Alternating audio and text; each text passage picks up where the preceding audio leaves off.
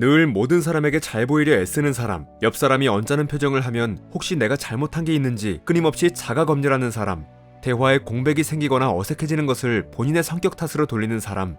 이런 사람들의 공통점은 늘 모든 사람에게 잘 보이려 애쓰고 모든 문제의 원인을 자신에게서 찾는다는 것입니다. 이런 사람들은 일상과 관계에서 늘 남에게 이용만 당하고 손해 있는 상황에서도 싫은 소리 한번 못합니다. 한마디로 늘 희생만 하는 지옥 같은 삶을 살아가는 거죠. 즉, 모두에게 잘 보일 필요는 없다는 타인을 강박적으로 배려하느라 나를 뒷전으로 두는 사람들을 위한 조언을 담고 있습니다. 오늘은 이 책의 내용을 바탕으로 타인에게 잘 보이려 할수록 타인이 지옥이 되는 3가지 이유를 소개해드리겠습니다. 1. 가스라이팅 당하기 딱 좋다. 우리는 타인에게 쉽게 휘둘립니다. 특히 분명한 생각과 태도로 주장을 펼치는 사람이 있을 때 그 주장에 쉽게 동조할 뿐만 아니라 그에게 맞춰 내 생각과 태도까지 바꿔버리곤 하죠. 예를 들면 회사에 출근하면서부터 내내 점심으로 한식을 먹고 싶다고 생각했는데 회사 동료가 오늘처럼 비오는 날은 짬뽕이죠 라며 신나게 말했어요. 그 순간 자신의 의견은 접어두고 동료의 생각을 따라가는 것처럼요. 이렇게 타인에게 쉽게 영향받는 모습을 심리학에서는 피암시성이 높다고 말합니다. 높은 피암시성은 곧 가스라이팅에 대한 취약성으로 이어집니다. 가스라이팅은 크게 2가지 과정으로 이루어지는데요. 1. 상대방의 마음을 심리적으로 약하게 만든다. 2. 약해진 상대를 내 마음대로 조종한다. 타인을 지나치게 신경 쓰며 자신의 결정을 믿지 못하면 결국 상대방에게 전적으로 의존하게 됩니다. 이 경험이 반복될수록 당신은 스스로 무언가를 결정하고 행동할 수 없는 부적절한 존재가 되죠. 자기 통제력을 잃고 타인의 의사에 따라 조종당하는 마리오네트가 되는 셈입니다. 2. 모든 일을 전부 자기 탓으로 여긴다. 보통 죄책감이나 수치심은 타인이 있기에 존재하는 감정입니다. 매사에 모든 일을 자기 탓으로 여기며 죄책감과 수치심을 많이 느낀다는 건 그만큼 타인과 함께하기 위해 많은 에너지를 소모한다는 뜻입니다. 또는 타인과 좋은 관계를 유지하며 함께할 수 없을지도 모른다는 깊은 두려움이 죄책감과 수치심으로 이어지는 것이기도 하고요. 즉, 모두에게 잘 보일 필요는 없다는 타인 중심적인 삶을 벗어날 수 있도록 삶의 균형을 제시하고 건강한 관계를 맺기 위한 지침서입니다. 어느 날 출근을 했는데 상사의 표정이 좋지 않아 괜히 눈치를 본 적이 한 번쯤은 있을 겁니다. 그럴 때 당신은 어떤 생각을 했었나요? 1. 어디 몸이 안 좋으신가? 2. 아침에 무슨 일 있으셨나? 3. 혹시 누가 건드렸나? 4. 내가 뭐 잘못한 게 있나? 만약 4번을 골랐다면 당신은 타인을 지나치게 신경 쓰는 사람입니다. 사실 상사가 왜 그런지 원인을 추측해보면 수십 수백 가지 가설을 세울 수 있는데도 말이죠. 관계에서 생기는 불편함의 원인을 본인에게로 돌리는 이유는 타인에게 잘 보이려 에너지를 많이 썼기 때문입니다. 이렇듯 늘 모든 사람에게 잘 보이려 애쓰는 사람들은 매사에 자기 탓으로 여기며 쉽게 죄책감과 수치심을 느끼는 경향이 있습니다. 3. 강박적으로 상대를 배려하며 자신을 희생한다. 배려하는 건 좋은 행동입니다. 하지만 배려를 잘하는 사람을 좋게 말하면 잘 맞춰주는 사람이고 나쁘게 말하면 호구죠. 이런 사람은 전날 밤을 새워서 무척 힘든데도 불구하고 부탁을 들어주기 위해 하루 더 밤을 새우기도 하고 모두가 꺼리고 피하는 일이 있으면 그 일을 도맡아 하는데요. 이런 사람들에게 배려는 타인을 돕거나 보살펴주기 위해 마음을 쓰는 것이 아닙니다. 죄책감을 피하기 위한 강박적 배려죠. 이들이 인간관계에서 가장 두려워하는 것은 관계에 금이 가거나 깨지는 것입니다. 그래서 상대방이 기분이 좋아질 수 있도록 완전히 무해한 사람이 되어 전적으로 맞춰주는 것입니다. 이런 관계는 겉으로는 좋아 보이지만 자신의 희생이 동반되기 때문에 결국 삶이 피폐해지고 말죠. 그럼 이런 사람들은 계속 가스라이팅 당하고 죄책감을 느끼며 피폐한 삶을 살아야 할까요? 타인에게는 좋은 사람일 수 있으나 정작 자신은 지옥 같은 삶을 사는 사람들을 위한 2가지 솔루션을 알려드리겠습니다. 1. 민폐 끼치는 것을 절대 두려워하지 말라.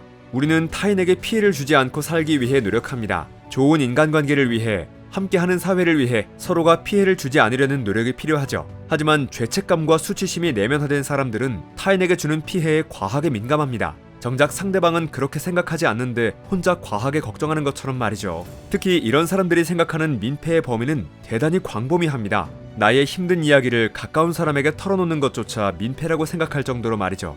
민폐를 끼치지 않으려고 노력하는 이유는 좋은 관계를 위해서였지만 결과론적으로 좋은 관계는 맺지 못하게 됩니다. 관계라는 것은 술 한 잔, 커피 한 잔과 함께 서로의 힘듦을 공유하며 가까워지는 것이기 때문이죠. 내가 상대방에게 기대면 상대방이 조금 버거워할 것을 알면서도 기대어보고 반대로 상대방이 조금 무거워도 나에게 기대도록 해주면서 마음을 나누는 것, 이게 바로 관계입니다. 마치 사람인 모양처럼 말이죠. 그러니 가깝게 지내고 싶은 관계일수록 민폐 끼치는 것을 두려워하지 않기를 바랍니다.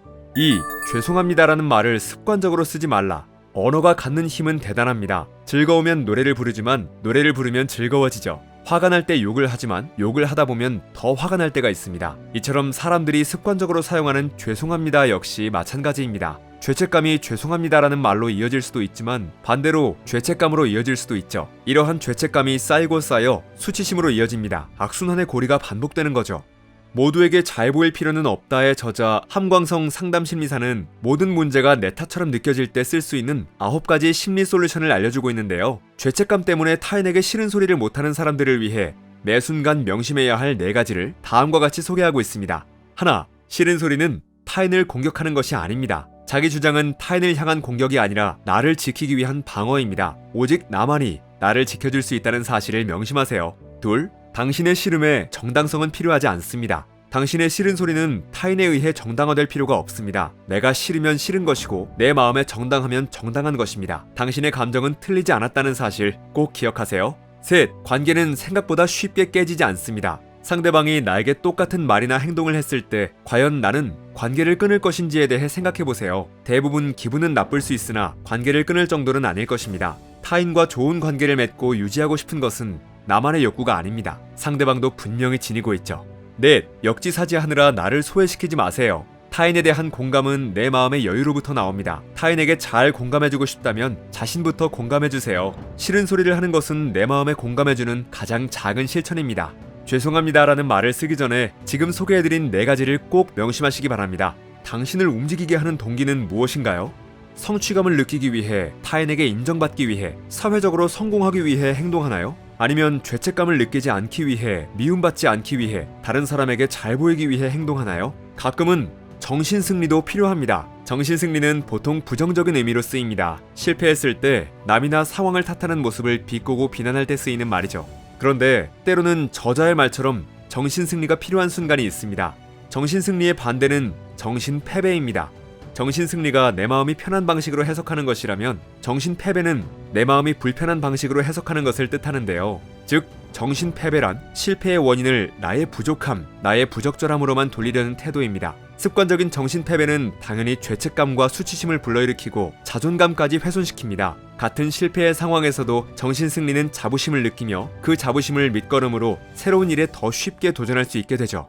실패는 언제나 괴롭습니다. 그럼에도 우리는 자존감을 지키고 좌절하지 않기 위해 계속 도전하는 정신승리의 태도가 필요합니다. 책 모두에게 잘 보일 필요는 없다는 10수년간 수많은 내담자를 상담하며 쌓아온 저자의 경험을 토대로 불필요한 자책 습관에서 벗어날 수 있는 실천적 방법을 제시하고 있습니다. 저자는 매 순간 나를 탓하는 죄인 모드는 낮은 자존감, 과도한 죄책감, 내면화된 수치심에서 비롯된다고 말하고 있죠. 이런 불필요한 감정에서 벗어나려면 나를 존중하는 마음, 있는 그대로 나를 바라보는 연습을 해야 합니다. 지금 여러분이 상대의 기분을 과도하게 신경 쓰고 챙긴다면 나와의 관계, 타인과의 관계를 새로이 정립해보는 시간이 꼭 필요할 것입니다. 남보다 나를 우선순위에 두는 오롯이 나를 생각해보는 시간 말이죠. 자기 비난이 아닌 자기 확신으로 단순 명쾌하게 살아가기를 바라는 이들이라면 이 책이 분명 도움이 될 것입니다. 모든 문제가 내 탓처럼 느껴진다면 책에서 소개하는 심리 솔루션을 꼭 기억하세요. 지옥 같은 삶에서 벗어나 진정한 삶의 균형을 누리며 살아갈 수 있을 것입니다. 책갈피였습니다. 당신의 성공과 행복을 응원합니다.